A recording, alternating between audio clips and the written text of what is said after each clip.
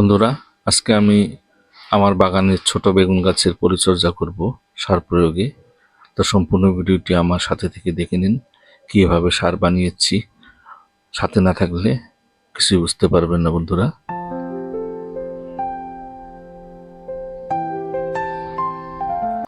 বন্ধুরা, সবাইকে স্বাগতম জানাই মুশফিক অর্গানিক গার্ডেনে। এই দেখতে পাচ্ছেন আমার পটাশ সার নিয়ে নিচ্ছি, আর বালতিতে কিছু জল আছে। তো আমি এই বালতিতে 25 লিটার লিকুইড সার বানাবো, সেই জন্য আমি নিয়ে নিচ্ছি 2 মুঠো অর্গানিক পটাশ। তারপর আমি নিয়ে নিচ্ছি রক ফসফেট। এটি নতুন সার কাটতেছি আমি। এখান থেকে আমি 2 মুঠো নিয়ে নেব বন্ধুরা।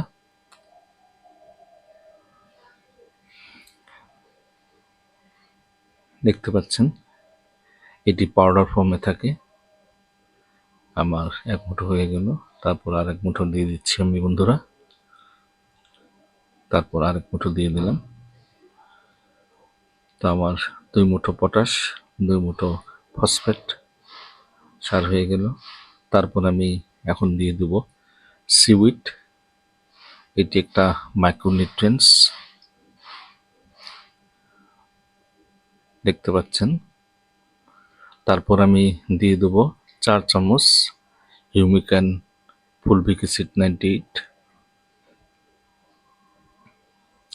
এটি আমি 4 চামচ দিয়ে দিলাম হাতের মধ্যে করে আনুমানিকভাবে।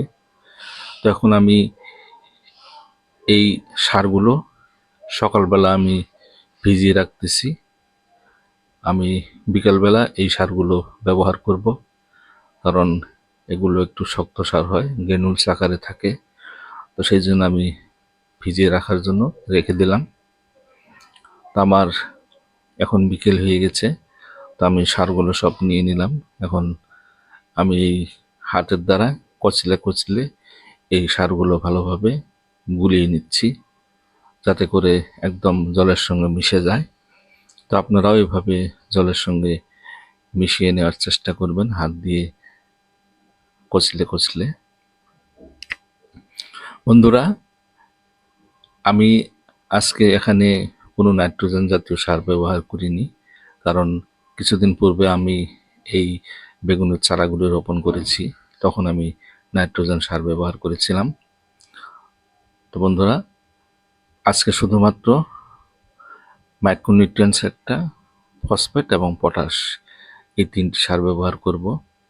কারণ পটাশের মধ্যে থাকে, পটাশের দ্বারা গাছের শক্তিশালী হয়, আর ফসফেটের দ্বারা গাছের শিকড় কাণ্ড সে সমস্ত মজবুত হয়। এবং মাইক্রোনিউট্রিয়েন্টস যদি না থাকে তাহলে এনপিকে অর্থাৎ নাইট্রোজেন, ফসফেট, পটাশ এগুলো কাম আধা হয়ে যায়। তো আমার হাত দিয়ে কচলানো হয়ে গেল। এখন আমি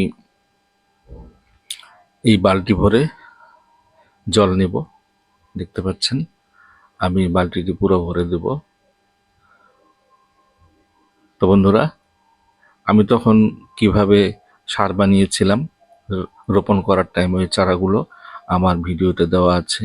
গ্রো ব্যাগে এবং মাটিতে কিভাবে আমি রোপণ করেছি সেগুলো আমার চ্যানেলে গিয়ে আপনারা যদি চান দেখতে পারেন।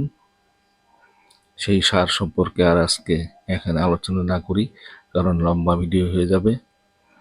তো আজকে যে সমস্ত সার প্রয়োগ করব সেই সমস্ত সারের কথাই বলতেছি। তো বন্ধুরা, এইভাবে আপনারাও লিকুইড সার বানিয়ে নিয়ে গাছের গোড়া প্রয়োগ করবেন। আমি এই জন্য এগুলো লিকুইড সার বানিয়ে নিলাম, কারণ গাছগুলো চারা গাছ, ছোট গাছ। তো সেই জন্য খুব তাড়াতাড়ি এই সারগুলো থেকে মিনারেলস এবং নিউট্রিয়েন্টস গাছ বা চারাগুলো তার শিকড়ের মাধ্যম দিয়ে টেনে নিয়ে খুব দ্রুত গতিতে বাড়তে পারবে এবং দ্রুত গতিতে ফুল আসবে। দেখতে পাচ্ছেন এখন আমি আমার গাছগুলোর মধ্যে গাছের গোড়া প্রয়োগ করতেছি। এগুলো কয়েকদিন পূর্বে লাগিয়েছি আমি, সেই জন্য অনেক ছোট ছোট চারা। এগুলো বেশ কিছুদিন হয়েছে লাগানোর। তো বন্ধুরা, আমার ভিডিওটি কেমন লাগলো কমেন্টসের মাধ্যমে জানাবেন।